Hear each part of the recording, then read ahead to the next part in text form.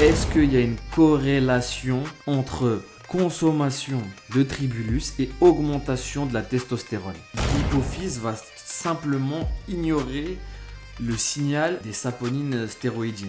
Cette étude, elle est d'ailleurs très intéressante parce que elle fait office de crash test dans le sens où elle a vraiment poussé les participants au bout du bout.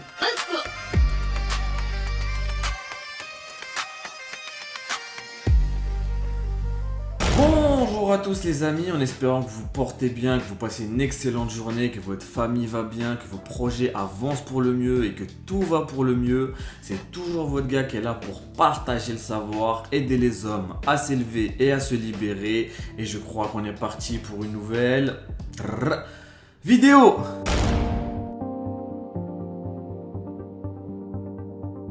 Donc aujourd'hui, on va parler du Tribulus terrestris. Si vous fréquentez les salles de sport, il y a de fortes chances pour que vous ayez entendu parler du Tribulus terrestris. En effet, c'est un complément alimentaire qu'on retrouve notamment en gélule, en comprimé, en poudre et en infusion, même si c'est un peu plus rare. C'est un complément alimentaire qui fait fureur dans le domaine du sport et notamment dans le domaine du fitness, car il permettrait notamment de booster les performances sportives et de booster la testostérone. Tribulus terrestris, surcoté ou sous-coté? Les promesses sont vraies ou alors le marketing a survendu le truc? C'est la question à laquelle on va essayer de répondre dans cette vidéo en nous appuyant notamment sur plusieurs études scientifiques qui ont été faites sur le sujet. Je crois qu'on est parti, hein? Let's go!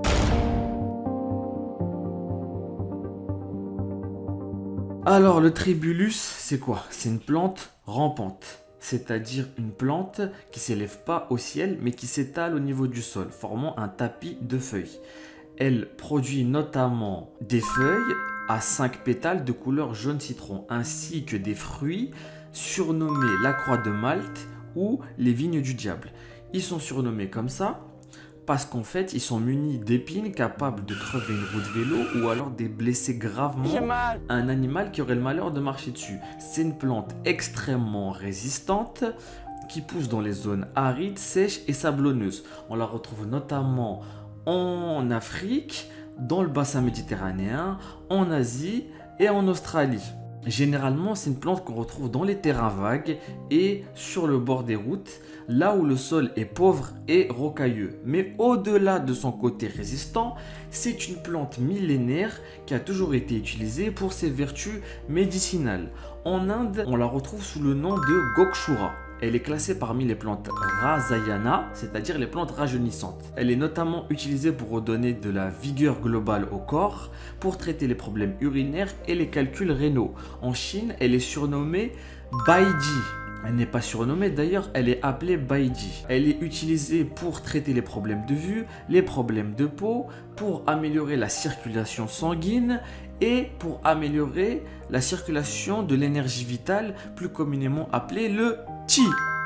Si vous ne connaissez pas le Qi, renseignez-vous, c'est très intéressant. Mais c'est vraiment à partir des années 70 qu'elle va sortir de l'anonymat grâce aux haltérophiles bulgares qui vont s'en servir pour dominer les compétitions internationales.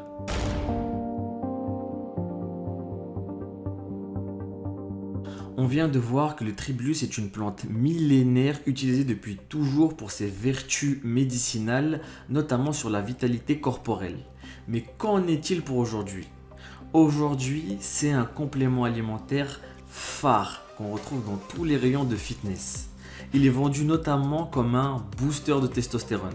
Donc il permettrait notamment d'améliorer les performances sportives, augmenter la masse musculaire et améliorer la récupération. Mais qu'en est-il vraiment? Parce que le marketing c'est bien beau, mais que dit la science? C'est pour ça qu'on va s'appuyer notamment sur 3 études scientifiques que je vais vous présenter qui se sont intéressées au sujet, qui ont essayé de répondre à ces questions-là.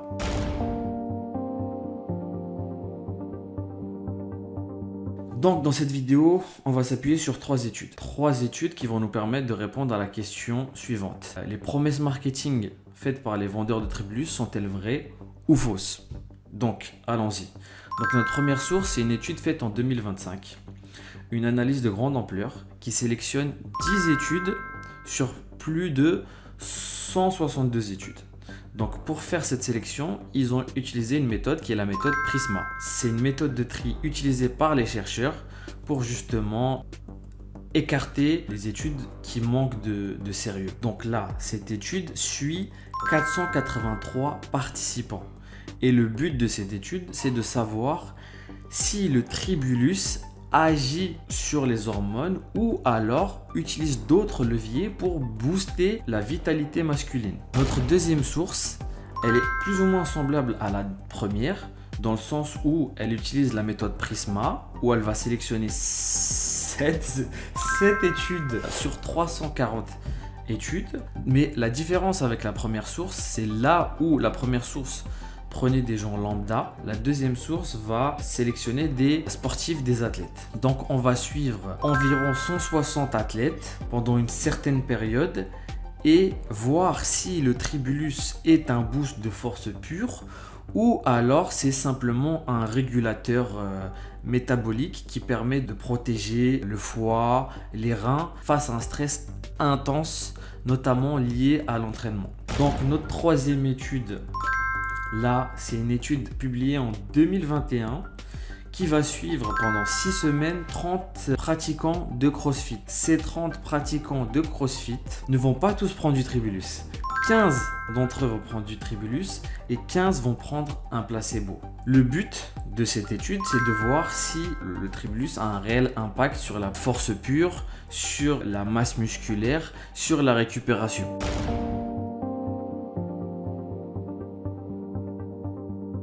Maintenant qu'on a fait le tour des différentes sources, on peut être amené à se demander comment ça fonctionne le tribulus. Quel est le principe actif qui interagit avec notre chimie interne, notre biologie interne? Quels sont les différents bienfaits du tribulus? Eh bien, on va y répondre tout de suite, sachant qu'on a des éléments de réponse grâce aux différentes études notamment. Donc, on a plusieurs impacts, plusieurs bienfaits du tribulus. Déjà, sur les hormones, premièrement. Deuxièmement, action anti-inflammatoire. Troisièmement, action antioxydante. Dernier impact, brûle-graisse. Donc le premier point, l'action sur les hormones. Dans le tribulus, il y a une famille de molécules qu'on appelle les saponines stéroïdiennes. Et parmi ces différentes molécules, il y a une molécule en particulier qui est la protodiocine. Et cette molécule-là, la protodiocine, elle va aller stimuler votre hypophyse. L'hypophyse, c'est une glande dans votre cerveau. Le rôle de l'hypophyse, c'est de sécréter une hormone qu'on appelle LH, hormone lutéisante. Et cette hormone-là, c'est l'hormone qui va ordonner à vos testicules de sécréter de la testostérone. Donc en théorie, le tribulus permettrait une stimulation de la testostérone. Mais on verra dans la suite de la vidéo que c'est pas si vrai que ça. Donc deuxième chose, deuxième impact anti-inflammatoire. Comme vous le savez, après un effort intense, il y a une réaction inflammatoire de votre corps. Le truc c'est quoi? C'est que le tribulus va venir inhiber une protéine, une enzyme. La protéine c'est la NF-κB et l'enzyme c'est la COX-2. C'est les molécules qui sont responsables de l'action inflammatoire dans votre corps. En inhibant ces deux molécules, vous réduisez l'inflammation de votre corps après un stress intense, après un effort intense. Donc réduction de l'inflammation, réduction des courbatures, donc meilleure récupération. Donc ça c'est plutôt positif. Troisième chose, après un stress intense, après un effort intense, votre corps va sécréter des radicaux libres. Radicaux libres qui viennent détruire vos cellules, endommager vos cellules. Et il semblerait que le tribulus va stimuler la sécrétion d'une enzyme qu'on appelle superoxyde dismutase ou SOD. Donc cette enzyme-là, elle va venir protéger vos cellules, donc action antioxydante. Et dernier point, c'est l'effet brûle-graisse. Il semblerait que le tribulus stimule pendant l'exercice la lipase musculaire et en fait ça aurait comme effet pousser vos muscles à utiliser la graisse comme source d'énergie. Il y aurait un effet brûle-graisse en plus de permettre un meilleur profil de cholestérol dans le sang. Les données cliniques révèlent un impact significatif sur le profil lipidique. Une réduction du LDL, le mauvais cholestérol, couplée à une hausse du HDL, le bon cholestérol.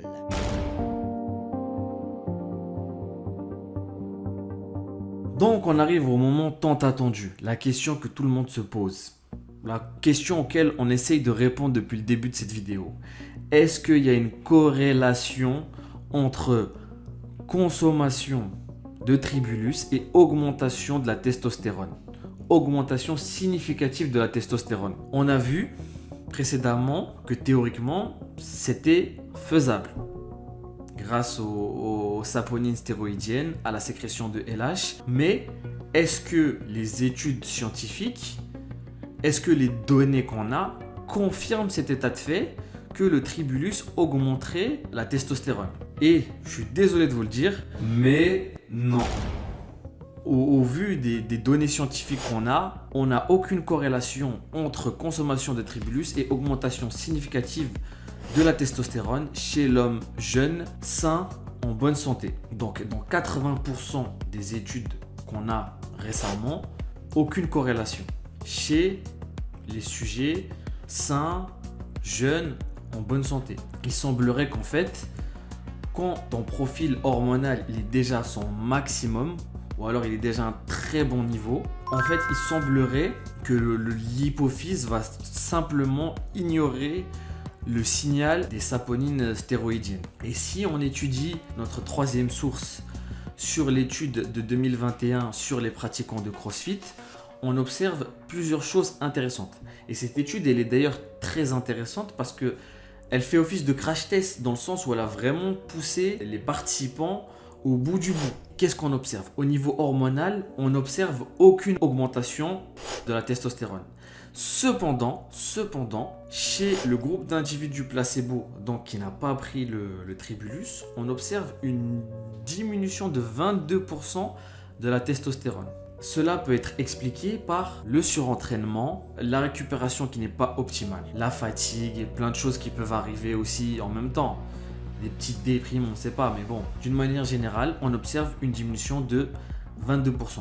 Alors que ceux qui ont pris du tribulus ont réussi à se maintenir. Maintenant, côté force, c'est un peu plus mitigé dans le sens où, dans un exercice bien particulier, on observe une augmentation de 19% de force chez les personnes qui ont pris du tribulus, contre 8% seulement chez les placebos. Cependant, donc dans les autres exercices type squat et compagnie, on n'observe aucune augmentation significative d'un groupe par rapport à l'autre. Donc côté musculaire, on n'observe aucune augmentation significative. Même si il peut y avoir une augmentation de force grâce à un meilleur afflux nerveux ou autre, ce n'est pas corrélé à une augmentation de la masse musculaire. Il semblerait que le tribulus ne soit pas intéressant pour un jeune homme en bonne santé qui fait du sport.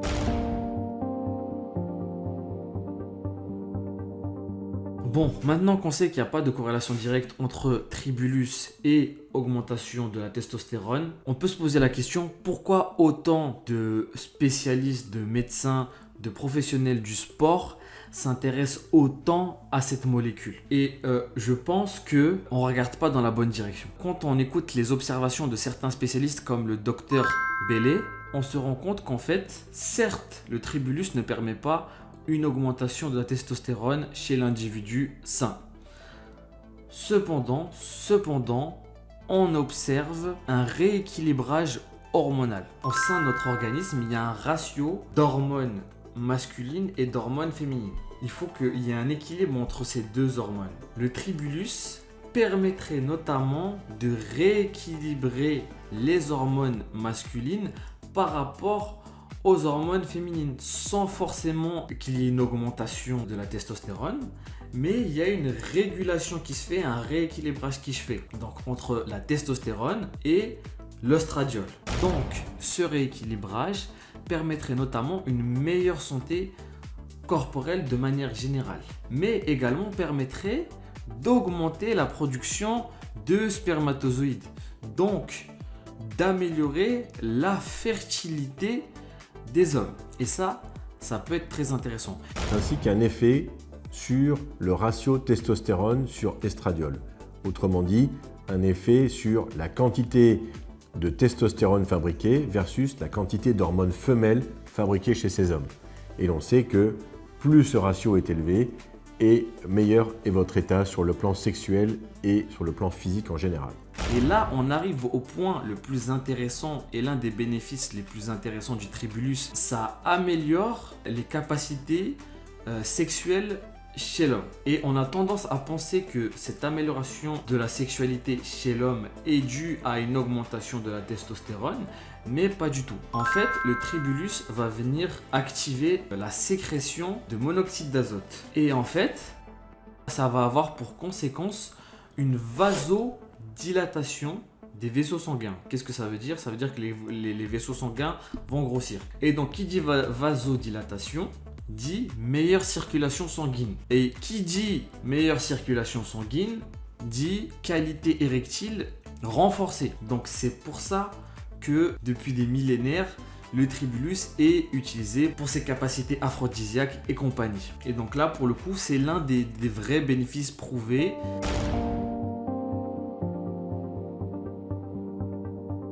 Alors ce qu'il faut bien comprendre, c'est que le tribulus, c'est pas un booster, c'est pas un turbo, c'est un régulateur. Si on prend l'analogie de la voiture, le tribulus, il va pas vous permettre d'aller plus vite que ce que vous pouvez. Il va pas non plus augmenter la taille de votre réservoir. Une fois que le réservoir, il est plein, il est plein. Si vous rajoutez du carburant, eh ben ça va déborder. Donc si vous avez une fuite dans votre réservoir, le tribulus, il peut combler la brèche. Et à partir de là, vous allez pouvoir remplir correctement votre réservoir et rouler normalement. Donc il vient pour réguler.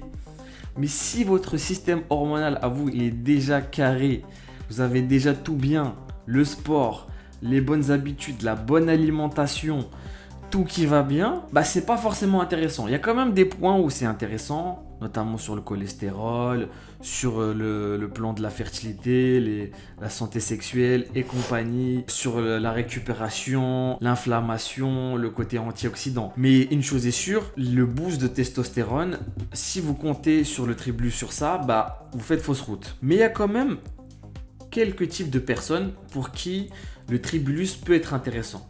Déjà, les personnes âgées, 45 ans plus, 60 ans, même 70, enfin jusqu'à la mort, hein. Bah, ça peut être intéressant dans le sens où c'est des personnes avec l'âge, avec la vieillesse, qui ont un profil hormonal qui est déjà plus bas que les jeunes, on va dire. Pour ces personnes-là, on observe une augmentation significative de la testostérone. Donc ça peut être intéressant. Deuxième type de personnes pour qui ça peut être intéressant, les personnes assez jeunes qui ont un profil hormonal assez bas. Ça peut être pour diverses raisons. La sédentarité, la malbouffe, les problèmes personnels, la dépression et compagnie, les différentes addictions, l'alcool, les drogues, et il y a 10 000 possibilités.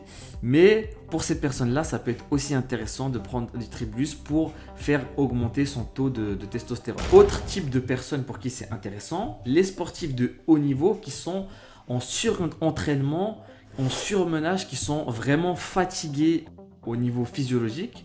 Pour ces personnes-là, ça peut être intéressant et le tribulus peut servir de filet de sécurité pour éviter un crash hormonal, comme on l'a vu dans l'étude sur les crossfitters.